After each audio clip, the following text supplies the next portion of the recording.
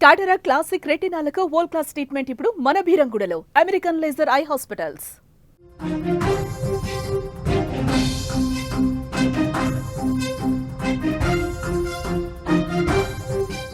Cinema ఇండస్ట్రీకి చీడలాగా పట్టుకున్న పైరసీ ముఠా ఇప్పుడు పోలీసులకే వార్నింగ్ ఇస్తోంది. మీరు మమ్మల్ని ఏమీ చేయలేరంటూ కౌంటర్ చేస్తోంది. ప్రపంచంలో మీరు ఏ మూలకున్నా పట్టుకొస్తామని రీసెంట్గా పనిచేసి హైదరాబాద్ మాజీ సిపి సివి ఆనంద్ 2 రోజుల క్రితం సిపి హోదాలో ఇచ్చిన వార్నింగ్ని ఐబొమ్మ తిప్పికొట్టే ప్రయత్నం చేస్తోంది. అంతేకాదు పోలీసుల గుట్టు బయట పెడతాం, పోలీసుల వెబ్సైట్లను కూడా మేము హ్యాక్ చేస్తాం, అంతేకాదు మా దగ్గర 5 లక్షల మంది డేటా ఉంది, అందులో పోలీసులు కూడా ఉన్నారు, వాళ్ళ వ్యవహారాల్ని కూడా మీడియాకి ఓటీటీలకి అందిస్తామంటూ ఐబొమ్మ తాజాగా చేస్తున్న హెచ్చరిక మొత్తం సమాజాన్ని నివ్వెరపరుస్తోంది. సినిమా ఇండస్ట్రీకి ఇప్పటికే వేల కోట్ల రూపాయల నష్టాన్ని తీసుకొస్తున్న ఈ పైరసీ ముఠాల్లో ఒక 5గురిని 2 రోజుల క్రితం హైదరాబాద్లో పోలీసులు పట్టుకున్నారు. చాలా ఇన్వెస్టిగేషన్ చేసి సైబర్ క్రైమ్ పోలీసులు ఆ ముఠా ఎలా సినిమాల్ని పైరసీ చేస్తున్నాయి, ఆ కాపీలని బయటకి ఎలా అమ్ముతున్నాయని ఒక పెద్ద ఇన్వెస్టిగేషన్ చేసింది సివి ఆనంద్ నేతృత్వంలోని సైబర్ క్రైమ్ పోలీస్ డిపార్ట్మెంట్. అయితే సివి ఆనంద్ ఆ సందర్భంగా ఒక కామెంట్ చేశారు. ఈ పైరసీ ముఠా ఎక్కడున్నా వదిలిపెట్టమని, ముఖ్యంగా ఓటీటీలని హ్యాక్ చేసి ఓటీటీ సర్వర్ల నుంచి సినిమాల్ని డౌన్లోడ్ చేసి ప్రత్యామ్నాయంగా అందిస్తున్న ఐబొమ్మ, మీరు తెరపైన చూస్తున్నారు ఐబొమ్మ, దీని వెనకాల ఉన్న దొంగలెవరో తెలియదు. అయితే ఈ ఐబొమ్మని వార్న్ చేశారు సివి ఆనంద్, మీరెక్కడున్నా వదిలిపెట్టేదే లేదు, అంతర్జాతీయ టెక్నాలజీ సహకారంతో మిమ్మల్ని కంట్రోల్ చేస్తాం, పట్టుకొచ్చి తీరుతాం, హైదరాబాద్ పోలీస్ స్టేషన్లో ఉన్న సెల్లో బొక్కలో తోసి తీరుతామని చెప్పేసి వార్నింగ్ ఇచ్చారు. కానీ ఐబొమ్మ తాజాగా ఒక వార్నింగ్ ఇచ్చింది. 2023లో ఏదైతే వార్నింగ్ ఇచ్చిందో అదే వార్నింగ్ని మళ్ళీ రిపీట్ చేసింది ఐబొమ్మ. మేము ఎవ్వరికీ భయపడం, పోలీసులు మా పైన ఫోకస్ చేస్తే మేము పోలీసుల పైన ఫోకస్ చేస్తామంటూ ఒక వార్నింగ్ ఇచ్చింది ఐబొమ్మ. మీ డేటా, మీ గుట్టంతా మా చేతుల్లో ఉందని హెచ్చరికలు జారీ చేసింది. అంతేకాదు సినిమా ఇండస్ట్రీకి ఒక 4 కఠినమైన ప్రశ్నలు కూడా వేసింది ఐబొమ్మ. నిజానికి ఇక్కడ పోలీసులు చాలా కష్టపడ్డారు. హైదరాబాద్ పోలీసులు ఈ ముఠాని పట్టుకున్నారు. సిరిలని ఒక వనస్థలిపురం వేదికగా వనస్థలిపురాన్ని అడ్డా చేసుకొని సినిమాని పైరసీ చేస్తున్న ఒక 5గురు వ్యక్తులని అరెస్ట్ చేశారు. ఇదంతా థియేటర్లో సినిమా రిలీజ్ అయిన తర్వాత కెమెరాతో రికార్డ్ చేసే ముఠా ఇది. కానీ అసలు కథంతా ఇప్పుడు ఐబొమ్మ దగ్గర ఉంది. ఐబొమ్మ సామాన్యుడికి ఫ్రీగా సినిమాని అందిస్తోంది. ఎటువంటి ఓటీటీ ఛార్జీలు చెల్లించకుండా, ఎటువంటి ఓటీటీ రీఛార్జ్ చేయకుండా ఇంటర్నెట్లో ఐబొమ్మని కొడితే చాలు సినిమాలు వచ్చే పరిస్థితి కనిపిస్తుంది. ఐబొమ్మ వల్ల తెలుగు సినిమా ఇండస్ట్రీకే 3,700 కోట్ల నష్టం వచ్చింది. మొత్తం ఇండియన్ సినిమా ఇండస్ట్రీకి 22,000 కోట్ల రూపాయల నష్టం వచ్చినట్టుగా ఒక అంచనా వేస్తున్నారు పోలీసులు. అయితే ఐబొమ్మ ఈ పోలీసులకు ఇచ్చే వార్నింగ్లో కొన్ని ప్రశ్నలు వేసింది. ప్రశ్న 1, హీరోలకు అంత రెమ్యునరేషన్ ఎందుకు? నిజంగా సినిమాల్ని దొంగిలించడం అతిపెద్ద నేరం. దీన్ని ఎవరైనా ఖండించాల్సిన విషయమే, ఎవరు సమర్థించే విషయం కాదు.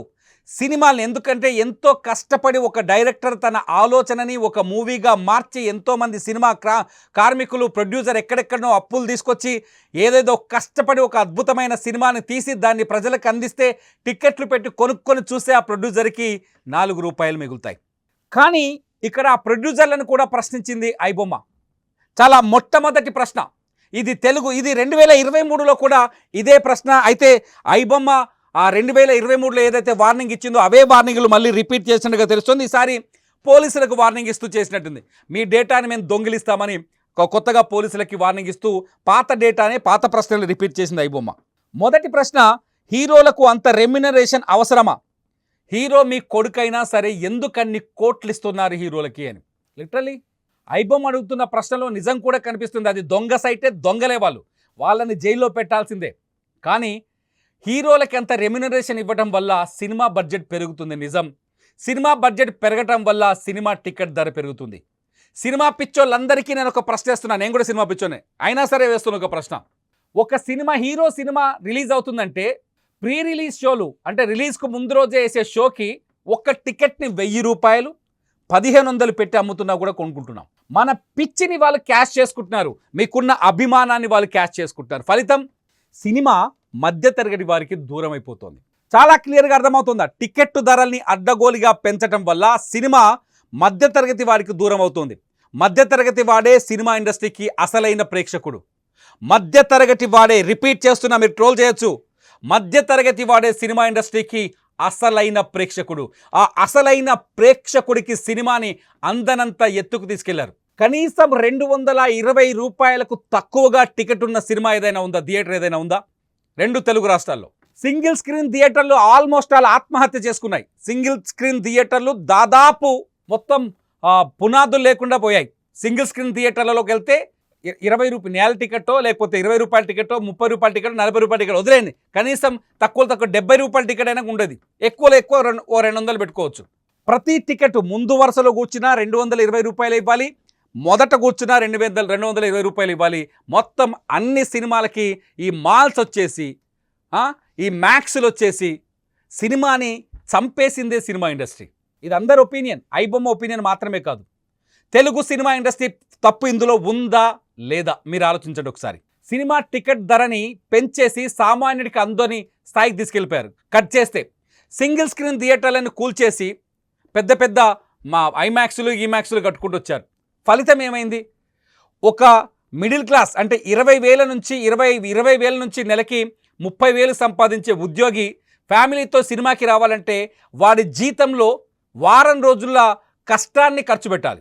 ఒక 20,000 సంపాదించే ఉద్యోగి హైదరాబాదులో ఒక మాల్లో సినిమా చూడాలి అంటే కనీసం 4 నుంచి 5,000 ఖర్చు పెట్టాలి. సినిమా టికెట్కే 2,000 అవుతాయి ఫ్యామిలీతో, భార్య 2 పిల్లలతో వస్తే. అక్కడికి వచ్చిన తర్వాత 800 పెట్టి పాప్కార్న్ డబ్బా కొనుక్కోవాలి, 60 రూపాయలు పెట్టి సమోసా కొనాలి, లేకపోతే కూలింగ్ తాగాలి అంటే కనీసం 120 రూపాయలు తక్కువలో తక్కువ ఖర్చు పెట్టాలి. పెద్ద బాటిల్ డబ్బా కావాలంటే 230-300 రూపాయలు పెట్టాలి. సినిమాకు వచ్చే వాళ్ళని ఈ రకంగా ప్రభావితం చేసి దోచుకునే ప్రయత్నం చేస్తే సామాన్యుడు థియేటర్కి ఎందుకు వస్తాడు? ఐబొమ్మకే వెళ్తాడు. అందుకని ఐబొమ్మ వాడు ప్రశ్న వేస్తున్నాడు, మీ హీరోలకి అంత రెమ్యునరేషన్ ఎందుకు? హీరో మీ కొడుకైనా సరే ఎందుకు అంత రెమ్యునరేషన్ ఇస్తున్నారని. రెండో పాయింట్, ఇండస్ట్రీపై ఆధారపడి ఉన్న వారిపైన సానుభూతిని చూపించకండి. వాళ్ళకి మీరిచ్చే అమౌంట్ ఏ కూలి పనికి వెళ్ళినా దొరుకుతుంది. మీ హీరోయిన్కి ఆ కూలి చేస్తే వస్తుందా? ఇది కూడా గట్టి ప్రశ్నే, నిజమే కదా. తెలుగు సినిమా ఇండస్ట్రీలో నిన్న మొన్న కార్మికులు ఆందోళన చేశారు, ధర్నాలు చేశారు. సరే, వాళ్ళకి రెమ్యునరేషన్ పెంచడానికి సినిమా ఇండస్ట్రీ కనీసం 2 నెల రోజులు తీసుకుంది. హీరోలు రెమ్యునరేషన్ తగ్గించుకుంటారా? నిజంగా వాళ్ళకి ఇచ్చే పని ఏ కూలిపోయినా వస్తుందేమో అనిపిస్తుంది ఒక్కొక్కసారి.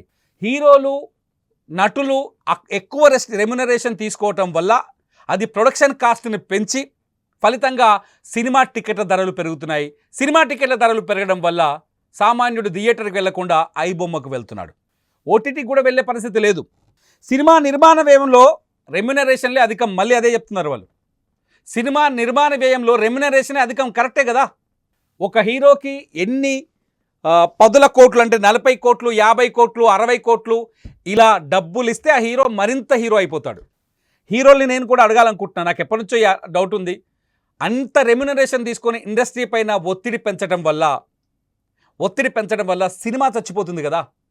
థియేటర్కి వచ్చే వాళ్ళ సంఖ్య తగ్గిపోతుంది కదా.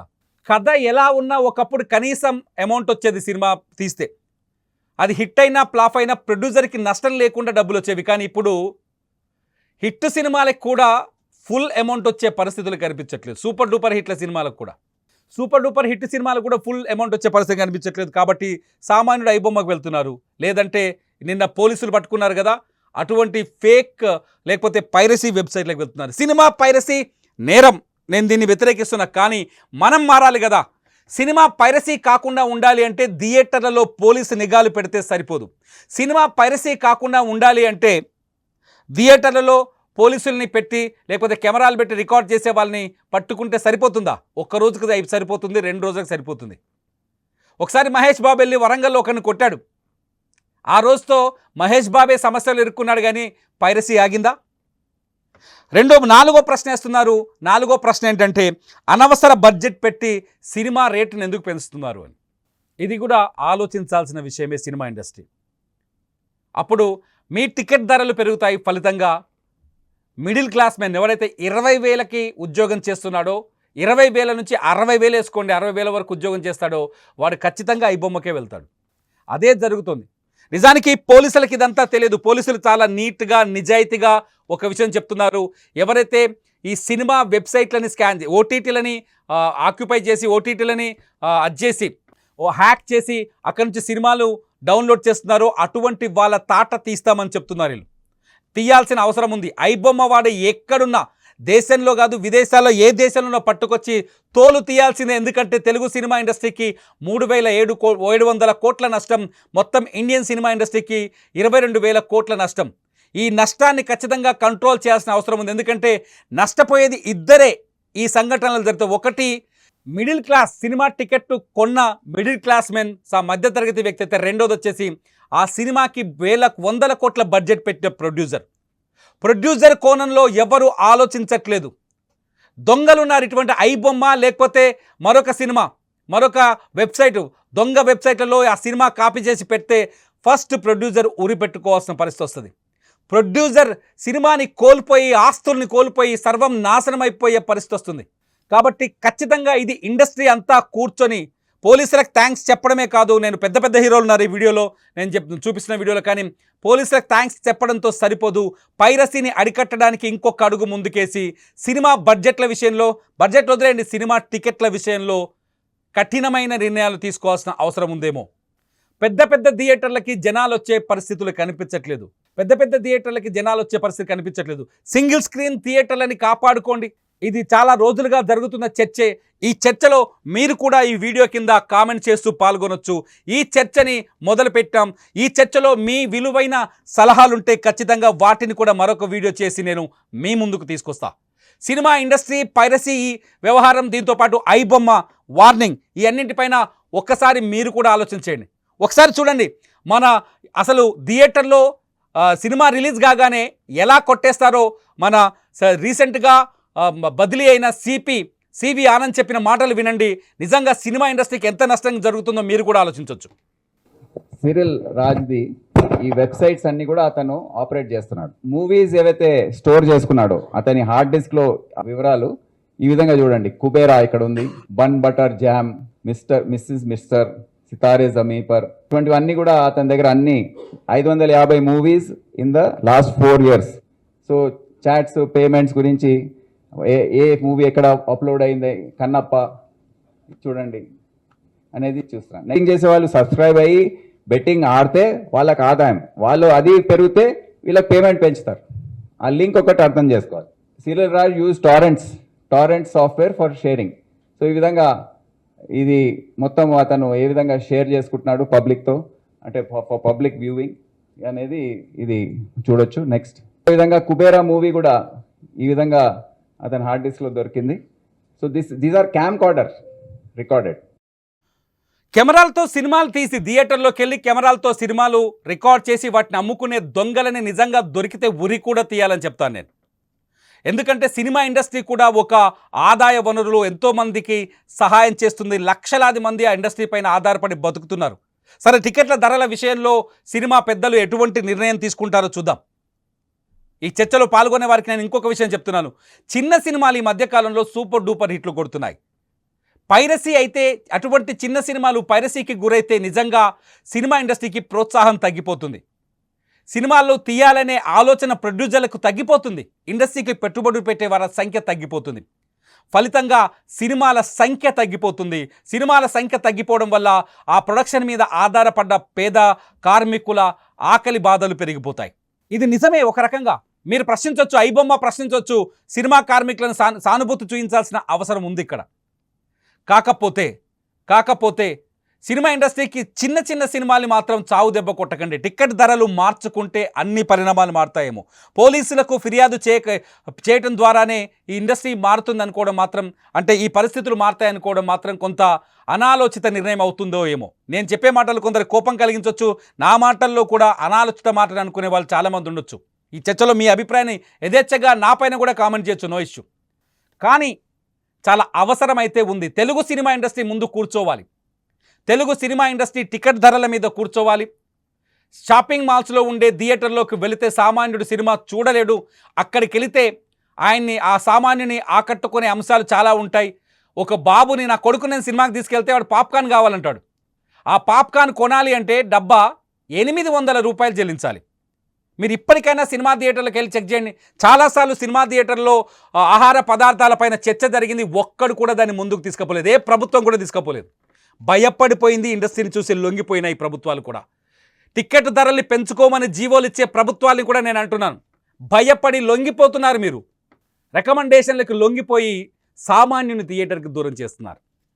మిడిల్ క్లాస్ పీపుల్ సినిమా థియేటర్కి దూరం అవుతున్నారు. ఇందులో సందేహమే లేదు. కానీ దయచేసి చిన్న సినిమాలు అయితే చితికిపోతున్నాయి చాలాసార్లు. ఒక్కసారి వినండి. ఇండియన్ సినిమా మీద ఒరిజినల్ వీళ్ళు ఎంత సంపాదిస్తున్నారో 1000 కోట్లు తెలియదు.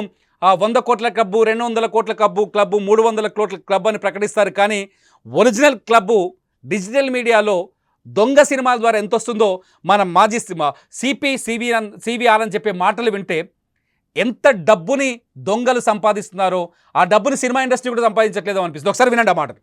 మొత్తం movie industry in the country losses ఏవైతే వారు మూవీ పైరసీ వల్ల అది 22,400 కోట్లు. 2024లో కేవలం తెలుగు ఇండస్ట్రీని చూసుకుంటే వారికి 3,700 crore లాస్ అయింది. చాలా కష్టపడి Hyderabad city police cyber crime wing దాదాపు 4 నెలలు దర్యాప్తు చేసిన తర్వాత దేశంలోనే మొదటిసారిగా ఈ గ్యాంగ్స్ని పట్టుకోవడం జరిగింది. అందరికీ మూవీ పైరసీ అనేది ఏ విధంగా జరుగుతుంది, మెయిన్లీ 2 రకాలుగా. ఇప్పటి వరకు మనం ఒకటే అనుకున్నాం, కానీ రెండో ఎంఓ ఏదైతే ఉందో మోడస్ ఆపరెండై, అది చాలా విస్మయం కలిగించే అంశం. అది ఒకటి ఏంటంటే థియేటర్స్ లో వెళ్ళి క్యామ్ కార్డర్ ద్వారా రికార్డింగ్ చేసి ఆ మూవీని దాన్ని అప్లోడ్ చేసి చిత్రపరచడం. రెండవది hacking of servers of digital media houses. ఈ అంశం ఇప్పటి వరకు ఎవరికి తెలియదు, సైబర్ క్రైమ్ వింగ్ వారు కనుక్కున్నారు. Mainly betting and gaming apps ఏవైతే ఉన్నాయో వారు ఇది స్పాన్సర్ చేస్తున్నారు. అది కూడా ఒక మొత్తం movie industry in the country losses ఏవైతే వారు మూవీ పైరసీ. ఇది మొత్తానికి తెలుగు సినిమా ఇండస్ట్రీ, మొత్తం ఇండియన్ సినిమా ఎలా దెబ్బతింటుందని చెప్పడానికి ఇదొక కారణం. చాలా సింపుల్గా చెప్పాలంటే ఐబొమ్మ తెలుగు సినిమా ఇండస్ట్రీకి కావచ్చు, పోలీసులకు కావచ్చు వార్నింగ్ ఇవ్వడానికి ఖచ్చితంగా పోలీసులు సీరియస్గా తీసుకుంటారు. ఆ ఎలకలు ఏ కలుగులో నక్కినా లాక్కొస్తారు, క్లియర్. కానీ సినిమా పైరసీకి గురి కాకుండా ఉండాలి అంటే తెలుగు సినిమా ఇండస్ట్రీ కూర్చోవాల్సిన అవసరం ఉంది. టికెట్ ధరలపైన ఆలోచించాల్సిన అవసరం ఉంది. టికెట్ పక్కన పెడితే టికెట్ చుట్టూ ఉన్న వ్యాపకాలు, పాప్కార్న్ కావచ్చు, సమోసా కావచ్చు, కూల్ డ్రింక్ కావచ్చు, ఇటువంటి ఆహార పదార్థాలపై అడ్డగోలు ధరల్ని కూడా కంట్రోల్ చేయాల్సిన అవసరం ఇక్కడ మళ్ళీ కనిపిస్తుంది. మీరేమనుకుంటున్నారు? నా అభిప్రాయాన్ని వ్యతిరేకిస్తున్నారా, సమర్థిస్తున్నారా, లేకపోతే నన్ను విభేదిస్తున్నారా? ఈ వీడియో కింద మీరు కామెంట్ చేయండి. మీ కామెంట్స్లో విలువైనవి ఉంటే ఖచ్చితంగా వాటిని చదివి వినిపిస్తాను. అట్ ది సేమ్ టైం మరో వీడియో చేస్తాను. చూస్తూనే ఉండండి లైవ్ అప్డేట్స్ కోసం సుమన్ టీవీ డిజిటల్ లైవ్, అట్లాగే సుమన్ టీవీ లైవ్.